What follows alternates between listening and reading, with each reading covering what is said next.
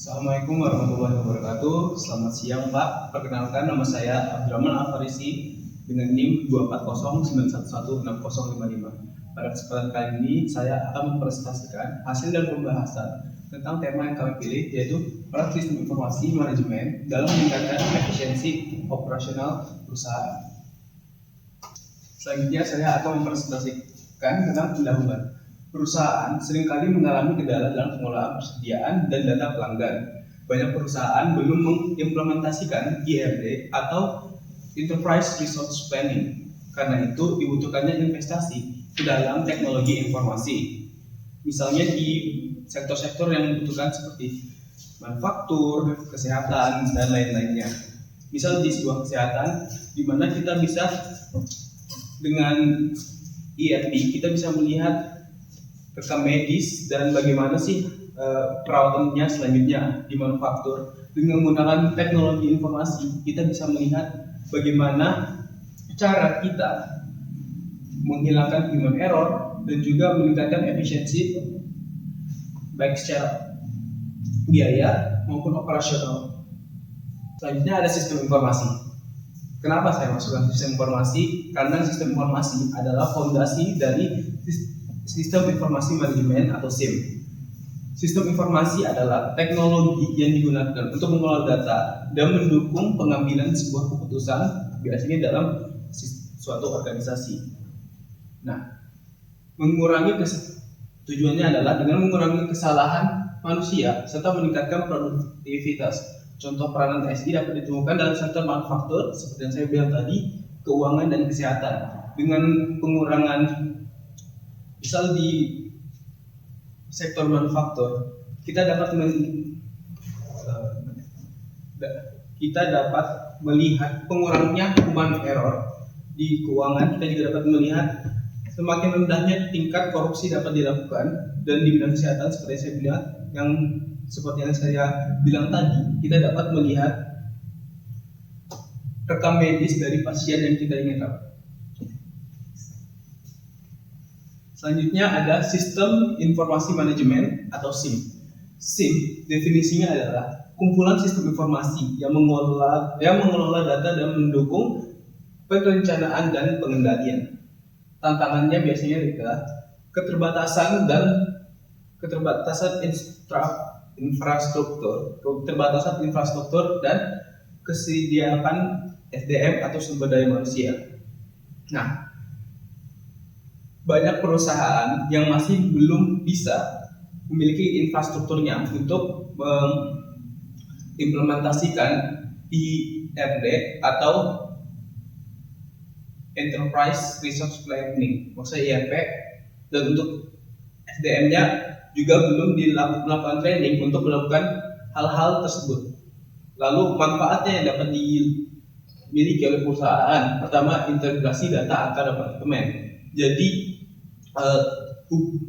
hubungan antar departemen itu semakin lebih efisien, semakin mudah, dan semakin cepat. Selanjutnya ada peningkatan produktivitas dan kepuasan pelanggan. Dengan kita menganalisis suatu data, kita dapat melihat, pelanggan dapat melihat efek after sales dari kita. Ini bagus atau enggak, itu jelek atau tidak. Selanjutnya ada pengambilan keputusan berbasis data real time.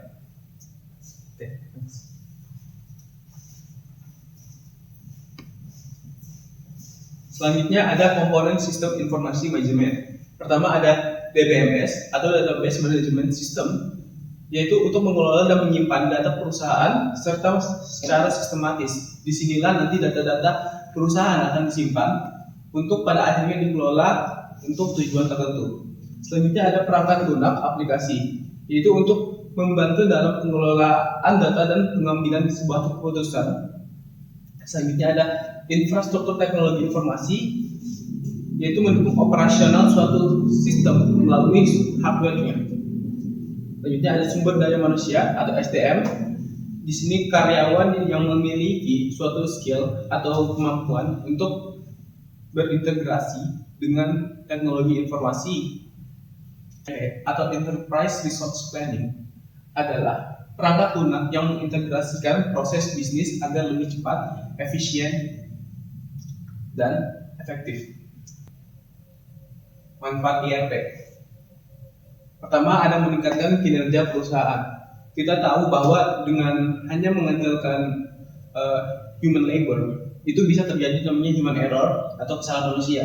Misal dari typo, salah kirim, dan lain-lainnya. Selanjutnya ada mempercepat proses bisnis. Kita tahu bahwa komputer lebih cepat dari manusia, terutama dalam bidang yang to the point, apalagi kayak ngirim-ngirim itu, menganalisis data, dan lain-lain. Selanjutnya ada meningkatkan pendapatan. Dengan kita melakukan pengolahan data, kita dapat melihat nih, penjualan mana sih yang sebenarnya dibeli sama orang-orang, tren mana sih yang sedang terjadi sekarang. Oke. Selanjutnya ada strategi implementasi. Pertama ada instalasi langsung. Untuk strategi implementasinya itu ada dua. Pertama instalasi langsung. Jadi sistem yang lama itu langsung diganti dengan ERP atau Enterprise Resource Planning. Selanjutnya ada strategi franchise atau pilot project. Jadi di sini kita itu melakukan trial and error. Misal kita hanya melakukan ERP pada suatu departemen. Jadi misal bulan ini kita lihat ERP pada departemen keuangan.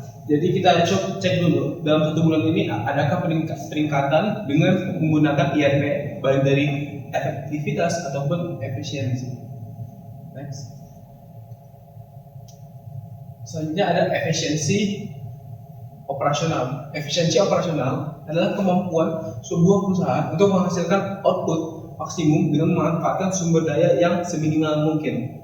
Untuk indikator dari efisiensi operasional itu ada 3. Oke, untuk indikatornya pertama ada produktivitas tenaga kerja.